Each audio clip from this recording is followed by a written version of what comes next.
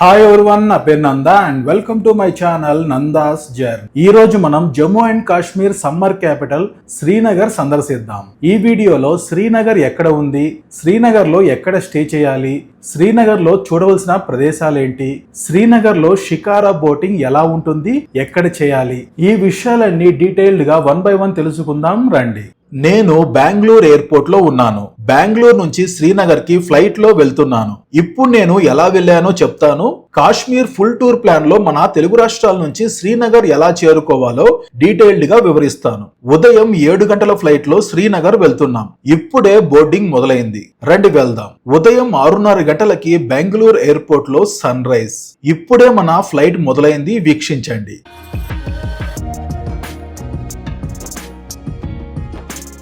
బెంగళూరు నుంచి Srinagar flight journey 3 గంటల 10 నిమిషాలు. హైదరాబాద్ నుంచి ఇంచుమించుగా 3 గంటల సమయం పట్టవచ్చు. హైదరాబాద్ నుంచి శ్రీనగర్ 2360 కిలోమీటర్లు ఉంటుంది. మన తెలుగు రాష్ట్రాల నుంచి శ్రీనగర్ కి డైరెక్ట్ ట్రైన్ లేదు. జమ్మూ లేదా కాట్రా వరకు ట్రైన్స్ ఉన్నాయి. కాట్రా నుంచి శ్రీనగర్ కి ట్రైన్స్ ఉన్నాయి. వెళ్లే మార్గంలో కాట్రా వైష్ణోదేవి ఆలయం దర్శించి కాట్రా నుంచి ట్రైన్ లో శ్రీనగర్ చేరుకోవచ్చు. వైష్ణోదేవి ఆలయంపై డీటెయిల్డ్ వీడియో చేశాను, ఛానల్లో చెక్ చేయండి. మన తెలుగు రాష్ట్రాల నుంచి కాట్రా వైష్ణోదేవి ఆలయం ఎలా చేరుకోవాలో డీటెయిల్డ్ గా వివరించాను. 2:30 గంటల ఫ్లైట్ జర్నీ నార్మల్ గా ఉంది. శ్రీనగర్ సమీపానికి చేరుకున్నాం. మంచు పర్వతాలు దర్శనమిచ్చాయి. వ్యాలీ వ్యూ ఎంత అద్భుతంగా ఉందో చూడండి. మధ్యలో చిన్న చిన్న గ్రామాలు. అలా 3 గంటల పైనే ప్రయాణించి 10 గంటల 35 నిమిషాలకు శ్రీనగర్ చేరుకున్నాం. మన లగేజ్ కలెక్ట్ చేసుకుని బయటికి వెళ్లే మార్గంలో టూరిస్ట్ సిమ్ కార్డ్స్ అమ్ముతున్నారు. గుర్తుపెట్టుకోండి, కాశ్మీర్ లో మన ప్రీపెయిడ్ సిమ్ కార్డ్స్ పనిచేయవు. Only postpaid SIM cards పనిచేస్తాయి. ప్రీపెయిడ్ సిమ్ యూజ్ చేసే వాళ్ళు లోకల్ సిమ్ తీసుకోవాలి. ఆధార్ కార్డుతో సిమ్ తీసుకోవచ్చు. జియో ఆర్ ఎయిర్టెల్ రెండు వర్క్ అవుతాయి. ఏది తీసుకోవాలనేది మీ choice. With unlimited data 600, 1 month validity. దీని పక్కనే ప్రీపెయిడ్ టాక్సీ లభిస్తుంది. ఇక్కడ ప్రైస్ కొంచెం ఎక్కువ ఉంటుంది. బయటికి వెళితే మరో టాక్సీ స్టాండ్ ఉంటుంది. ఇది Srinagar airport out side view. ఇదే టాక్సీ స్టాండ్. ఇక్కడ ప్రైజెస్ ఇలా ఉన్నాయి. నేను లాల్ చౌక్ సమీపంలో రూమ్ తీసుకున్నాను. 930 రూపాయలు. శ్రీనగర్ సిటీ వ్యూస్ ఆస్వాదించండి.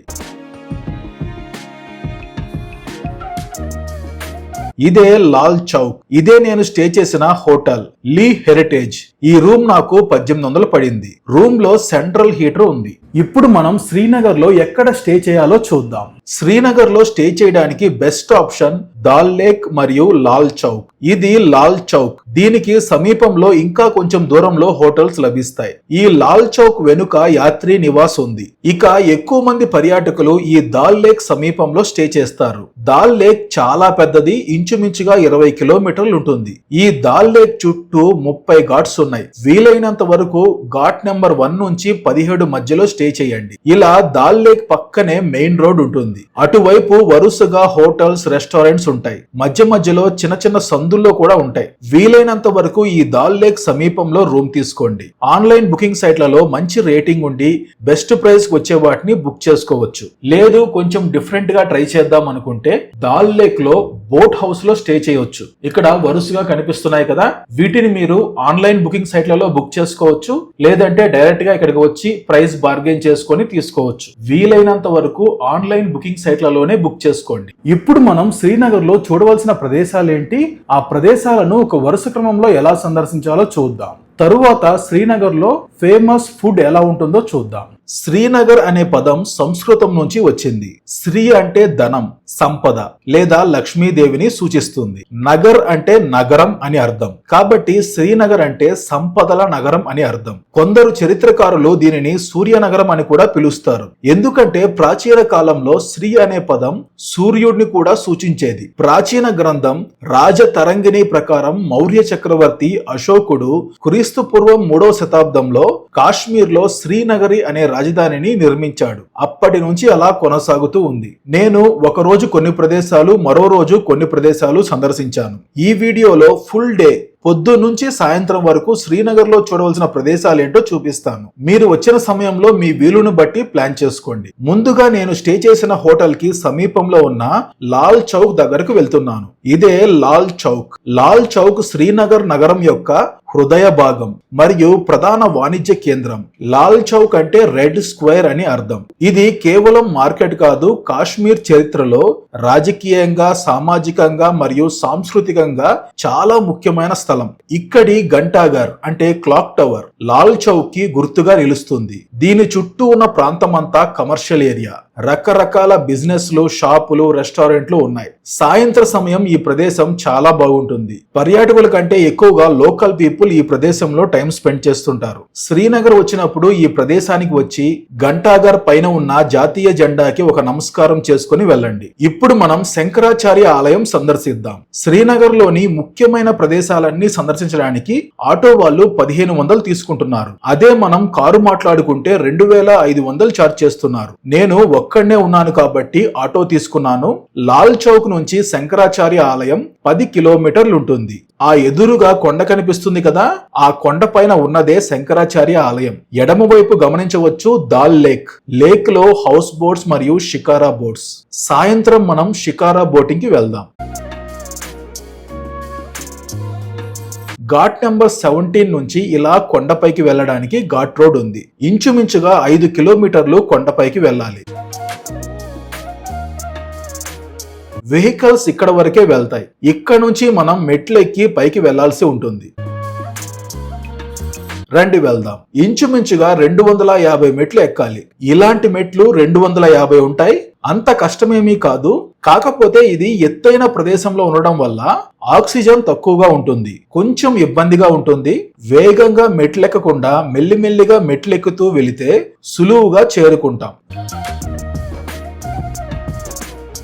రెండు వైపులా ఎత్తైన వృక్షాలు. ఇంచుమించుగా పై వరకు వచ్చేసాం. ఇక్కడ నుంచి వ్యూ చూడండి. దాల్ లేక్ మరియు సిటీ వ్యూ. పై నుంచి వ్యూ ఇంకా అద్భుతంగా ఉంటుంది. పైకి రాగానే ఆలయ శిఖరం కనిపించింది. ఆలయ చరిత్ర గురించి చెప్పాలంటే భారతదేశంలోని అతి పురాతన ఆలయాల్లో ఇది ఒకటి. ఇది మహాశివుని ఆలయం, జ్యేష్ఠేశ్వర ఆలయం. ఇక్కడ ఆది శంకరాచార్యులు తపస్సు చేయడం వల్ల శంకరాచార్య ఆలయంగా, శంకరాచార్య హిల్ గా ప్రసిద్ధి చెందింది. రాజతరంగిణి గ్రంథం ప్రకారం క్రీస్తు పూర్వం 371లో రాజా గోపాదిత్యుడు ఈ ఆలయాన్ని పునర్నిర్మించినట్లుగా చెబుతారు. 8వ శతాబ్దంలో ఆది శంకరాచార్యులు కాశ్మీర్ కి వచ్చి ఇక్కడ తపస్సు చేశారని, ధర్మాన్ని పునరుద్ధరించారని భావిస్తారు. ఆయన పేరుతోనే ఈ ఆలయం మరియు కొండకు శంకరాచార్య అనే పేరు వచ్చింది. ప్రస్తుతం మనం చూస్తున్న ఈ నిర్మాణం 9వ శతాబ్దంలో పునర్నిర్మించారు. ఇక్కడ నుంచి శ్రీనగర్ సిటీ వ్యూ ఎంత అద్భుతంగా ఉందో చూడండి. పైనుంచి ఇంకా బాగుంటుంది. రండి స్వామివారిని దర్శించుకుందాం. ఇలా కొన్ని మెట్లు పైకి ఎక్కాల్సి ఉంటుంది. పైకి రాగానే మన ఫాలోవర్స్ కలిశారు. ఆలయం లోపల వీడియో తీయకూడదు. ఈ ఆలయాన్ని మీరు గమనించండి. పెద్ద పెద్ద బండరాలతో ఆలయం నిర్మించారు. లోపల శివలింగం చాలా పెద్దదిగా అద్భుతంగా ఉంది. జ్యేష్ఠేశ్వర శివలింగం. నా దర్శనం పూర్తయింది. ఇక్కడ నుంచి రెండు వైపులా వ్యూస్ చాలా అద్భుతంగా ఉంటాయి. ఇటువైపు శ్రీనగర్ సిటీ వ్యూ ఉంటుంది, అటువైపు దాల్ లేక్ వ్యూ ఉంటుంది. ఇది శ్రీనగర్ సిటీ వ్యూ. ఎంత అద్భుతంగా ఉందో చూడండి. ఈ ఆలయానికి వస్తే ఈ వ్యూస్ ని ఆస్వాదించగలం.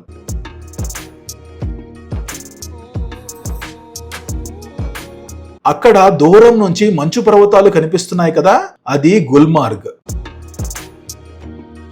ఇటువైపు మీరు గమనిస్తే dal lake view. Dal lake లో బోట్ హౌసెస్.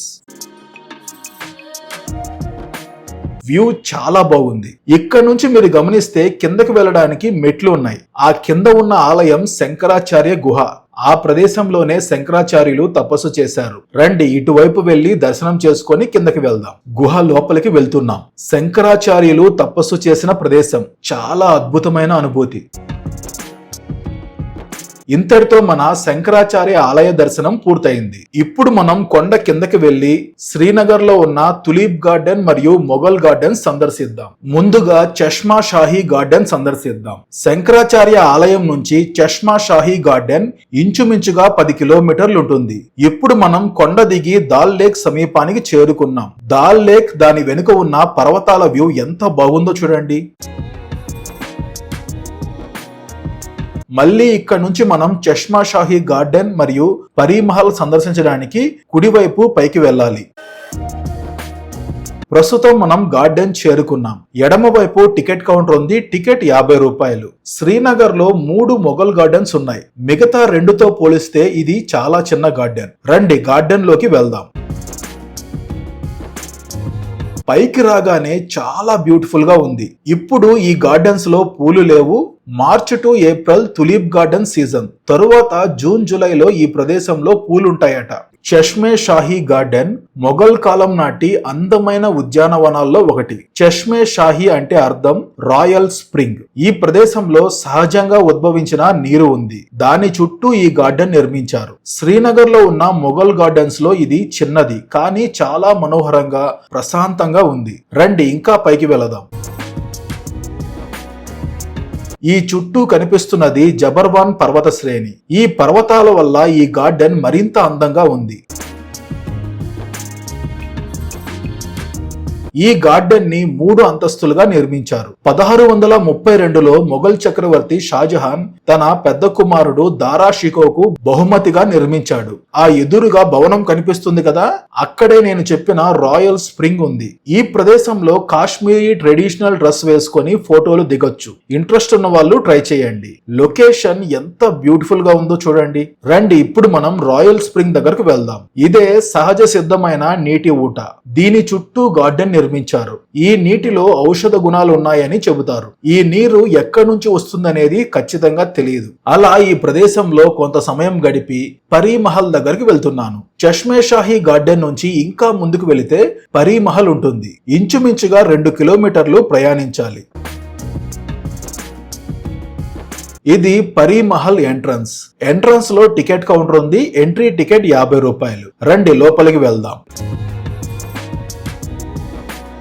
పరీ మహల్ 7 అంతస్తుల గార్డెన్ గా నిర్మించారు. దీనికంటే పైన 2-3 అంతస్తులున్నాయి. దీనికంటే కింద మరో 2-3 అంతస్తులున్నాయి.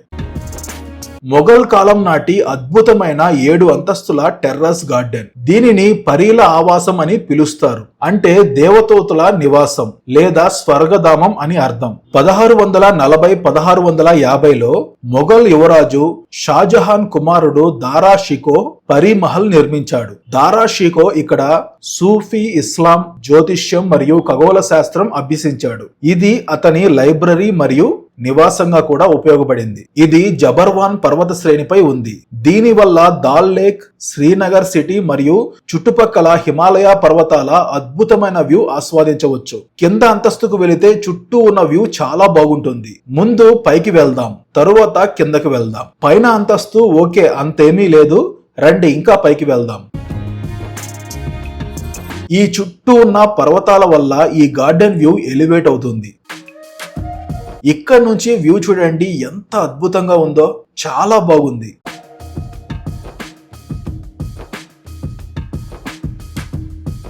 అలా కొంత సమయం ఈ ప్రదేశంలో గడిపి కిందకి వెళ్తున్నాను. కింద అంతస్తు నుంచి సిటీ వ్యూ చాలా బాగుంటుంది. చాలా బాగుంది కదా.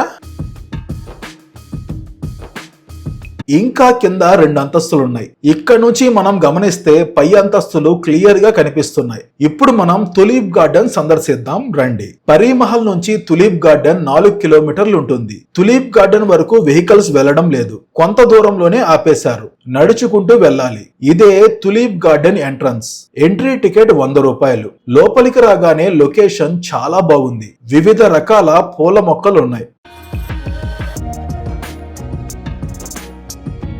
ఇంకా పైకి వెళితే అసలైన తులీప్ గార్డెన్ ఉంటుంది.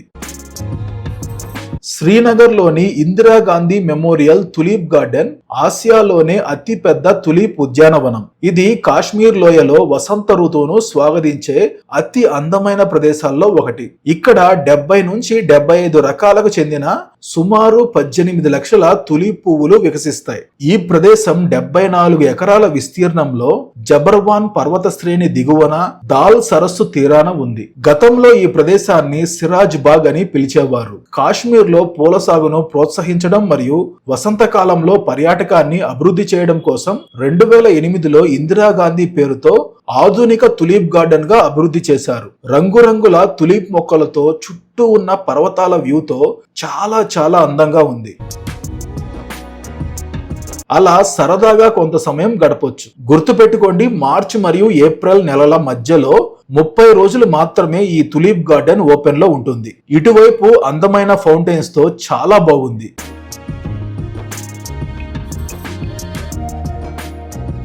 రండి ఇప్పుడు మనం నిషాద్ గార్డెన్ సందర్శిద్దాం. తులిప్ గార్డెన్ నుంచి నిషాత్ గార్డెన్ 3.5 కిలోమీటర్లు ఉంటుంది. ఇదే నిషాత్ గార్డెన్. ఎంట్రీ టికెట్ 50 రూపాయలు. నిషాత్ బాగ్ మొఘల్ కాలం నాటి అతి అందమైన ఉద్యానవనాల్లో ఒకటి. నిషాత్ బాగ్ అంటే ఆనందకరమైన తోట అని అర్థం.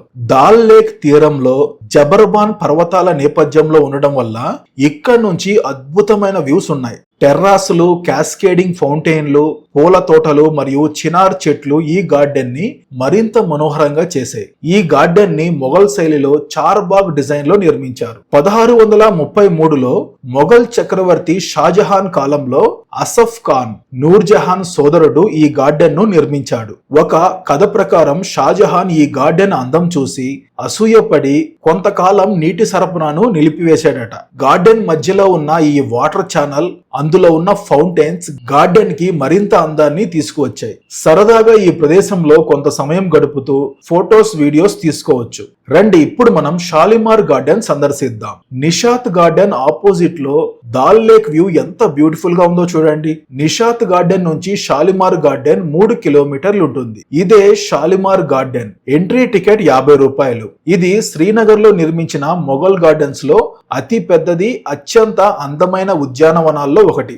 ఎంట్రన్స్ లోనే ఎంత బాగుందో చూడండి. షాలిమార్ అనే పేరు సంస్కృత పదం నుంచి వచ్చింది. అంటే అర్థం ప్రేమ నివాసం. 1619లో మొఘల్ చక్రవర్తి జహంగీర్ తన భార్య నూర్ జహాన్ కోసం ఈ గార్డెన్ ను నిర్మించాడు. తరువాత షాజహాన్ కాలంలో దీన్ని విస్తరించారు. ఇది మొఘల్ గార్డెన్స్ లో ఉన్నత స్థాయి గార్డెన్ గా పరిగణించబడుతుంది. మొఘల్ గార్డెన్స్ అన్నిటిలో చాలా బ్యూటిఫుల్ గా ఉన్న గార్డెన్ ఇది. మిగతా గార్డెన్స్ మిస్ చేసిన ఈ గార్డెన్ మాత్రం మిస్ చేయొద్దు. అలా ఫోటోస్, వీడియోస్ తీసుకుంటూ రిలాక్స్డ్ గా కొంత సమయం గడపొచ్చు. ఇప్పుడు మనం హజరత్ బల్ మాస్క్ సందర్శిద్దాం. షాలిమార్ గార్డెన్ నుంచి హజరత్ బల్ మాస్క్ 6 కిలోమీటర్లు ఉంటుంది. ఈ ప్రాంతం అంతా ఓల్డ్ సిటీ లాగా ఉంది, ప్రత్యేకంగా ఉంది. ఇదే హజరత్ బల్ మాస్క్. ఎంత బ్యూటిఫుల్ గా ఉందో చూడండి. మోస్ట్ బ్యూటిఫుల్ మసీదుల్లో ఇది ఒకటి. ఇక్కడ పరిస్థితులు ఎప్పుడు ఎలా ఉంటాయో తెలియదు కాబట్టి ముస్లిమ్స్ మాత్రం వెళ్ళండి, ఇతరులు మీ చాయిస్. 17వ శతాబ్దంలో షాజహాన్ కాలంలో దీన్ని నిర్మించారు. ఈ మాస్క్ ప్రధాన ఆకర్షణ మొయి ముకద్దస్ అంటే పవిత్ర వెంట్రుక. మహమ్మద్ ప్రవక్త యొక్క వెంట్రుక 17వ శతాబ్దంలో కాశ్మీర్ కి వచ్చిందని, దాన్ని ఇక్కడ భద్రపరిచారని చెబుతారు. కాశ్మీరీ ముస్లింలు దీన్ని 2వ మదీనాగా పిలుచుకుంటారు. లోపల వీడియో తీయకూడదు, లోపల చాలా బాగుంది. ఇప్పుడు మనం దాల్ లేక్ సందర్శించి షికారా బోటింగ్ కి వెళ్దాం. మసీదు నుంచి దాల్ లేక్ ఇంచుమించుగా 7 కిలోమీటర్లు ఉంటుంది. Auto driver dal lake ghat number 2 దగ్గర ఆపారు. ఈ లొకేషన్ ఎంత బ్యూటిఫుల్ గా ఉందో చూడండి. వెనుక వరుసగా బోట్ హౌసెస్, ముందు షికారా బోట్స్. ఈ ప్రదేశంలోనే లంచ్ చేశాను. కాశ్మీరీ పులావ్ ఆర్డర్ చేస్తే ఫ్రైడ్ రైస్ ఇచ్చారు. ఇది టూరిస్ట్ ఏరియా కదా, ఇలాగే ఉంటుందని చెప్పారు. తరువాతి రోజు లాల్ చౌక్ సమీపంలోని రెస్టారెంట్ లో కాశ్మీరీ చికెన్ పలావ్ ట్రై చేశాను. చాలా బాగుంది. ఒరిజినల్ పలావ్ లభించింది. రండి ఇప్పుడు మనం దాల్ లేక్ లో షికారా బోటింగ్ కి వెళ్దాం. ఇక్కడ లోకల్ పీపుల్ చెప్పింది ఏంటంటే ఘాట్ నెంబర్ 17 నుంచి షికారా బోటింగ్ బాగుంటుంది, వ్యూస్ చాలా బాగుంటాయని చెప్పారు. ఇక్కడ మీరు గమనిస్తే దాల్ లేక్ ఒకవైపు బోట్ హౌసెస్ ఉన్నాయి. బ్యాక్గ్రౌండ్ లో వ్యూస్ అంతగా ఏమీ లేవు. రండి ఇప్పుడు మనం ఘాట్ నెంబర్ 17 కి వెళ్దాం. ఘాట్ నెంబర్ 17 నుంచి లొకేషన్ చూడండి ఎంత బ్యూటిఫుల్ గా ఉందో. చాలా బాగుంది కదా. దాల్ లేక్ లో బోటింగ్ కి వెళ్ళేటప్పుడు ఈ విషయం గుర్తుపెట్టుకోండి.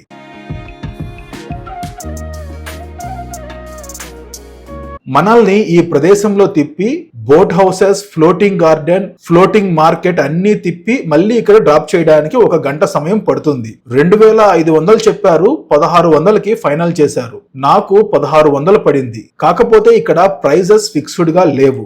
షికారా బోట్ చాలా బ్యూటిఫుల్ గా ఉంది. దాల్ లేక్ ని jewel in the crown of Kashmir అని పిలుస్తారు. అంటే కాశ్మీర్ కిరీటంలోని మణిహారం అని అర్థం. అత్యంత అందమైన సహజ సిద్ధమైన సరస్సు. ఇది శ్రీనగర్ మరియు కాశ్మీర్ పర్యాటకానికి ప్రధాన ఆకర్షణ. ఈ సరస్సు సుమారు 22 చదరపు కిలోమీటర్లలో విస్తరించి ఉంది. బోటింగ్ లో ఇలా చిన్న చిన్న వస్తువులు అమ్ముతూ ఉంటారు. ఇంట్రెస్ట్ ఉంటే కొనుక్కోవచ్చు. అదే విధంగా ఇలా కాశ్మీరీ కావా అమ్ముతుంటారు. ఇది లోకల్ కాశ్మీరీ హాట్ డ్రింక్. సుగంధ ద్రవ్యాలు, రోజా పూల రేకులు మరియు బాదం పప్పులతో తయారు చేస్తారు. కప్పు 50 రూపాయలు. అలా ఈ చుట్టూ ఉన్న ప్రకృతి అందాలను ఆస్వాదిస్తూ షికారా బోట్ లో విహరిస్తున్నాం.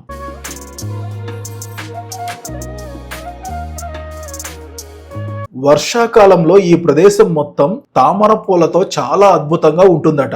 ఆ దూరంగా కనిపిస్తున్నది కబూతర్ ఖానా. కబూతర్ ఖానా అంటే పర్షియా భాషలో పావురాల ఇల్లు అని అర్థం. అక్కడ దూరంగా కనిపిస్తున్న ఇల్లు జమ్మూ కాశ్మీర్ మహారాజు కరణ్ సింగ్ యొక్క సమ్మర్ రిట్రీట్ రిసార్ట్. దాని చుట్టూ తామర పూలతో చాలా అద్భుతంగా ఉండేదట. ఇప్పుడు కూడా మనం వర్షాకాలంలో వస్తే ఇక్కడ తామర పూలను చూడొచ్చు. ఇక్కడ కనిపిస్తున్నవి floating restaurants. Snacks, cool drinks లభిస్తాయి. ఇక అలా ముందుకు ప్రయాణిస్తున్నాం. ఫ్రూట్ సలాడ్ బోట్ వచ్చింది. ఇక్కడ ఫేమస్, తప్పకుండా తీసుకోవాలని పట్టుబట్టారు. ప్లేట్ 200. ఇటువైపు మీరు గమనించవచ్చు వరుసగా హౌస్ బోట్స్.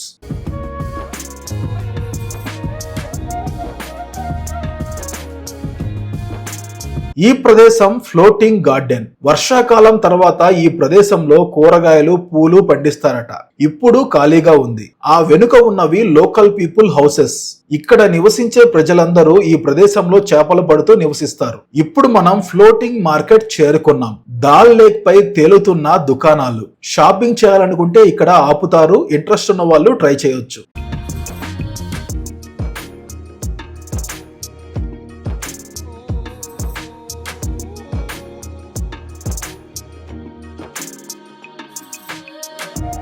అలా 1 గంట 10 నిమిషాలు షికారా బోట్ లో విహరించాం. ఇంతటితో మన శ్రీనగర్ ట్రిప్ పూర్తయింది. తిరిగి ఆటోలో నా హోటల్ చేరుకున్నాను. కాశ్మీర్ లో కాశ్మీరీ వాజ్వాన్ చాలా ఫేమస్.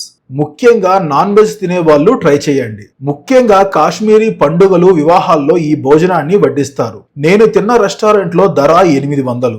రైస్, అందులో మటన్ పేగులతో చేసిన కర్రీ, మటన్ సీక్ కబాబ్. ఇటువైపు ఉన్నది తబక్ మాజ్, మటన్ రిబ్స్ తో క్రిస్పీగా ఫ్రై చేశారు. దీనితో పాటు రోగన్ జోష్ మటన్ కర్రీ చాలా బాగుంది. రిస్తా గ్రేవీతో ఉన్న mutton meat ball. Gravy taste బాగుంది.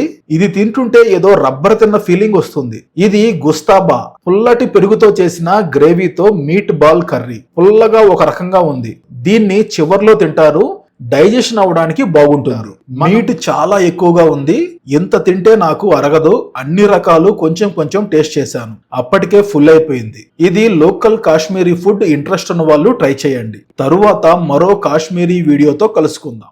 ఈ వీడియోకి సంబంధించి మీకు ఏమైనా డౌట్స్ ఉంటే కామెంట్ సెక్షన్ లో కామెంట్ చేయండి, రిప్లై ఇస్తాను. ఈ వీడియో మీకు నచ్చితే లైక్ చేయండి, షేర్ చేయండి అండ్ సబ్స్క్రైబ్ చేసుకోండి. బెల్ ఐకాన్ ప్రెస్ చేయడం మర్చిపోవద్దు.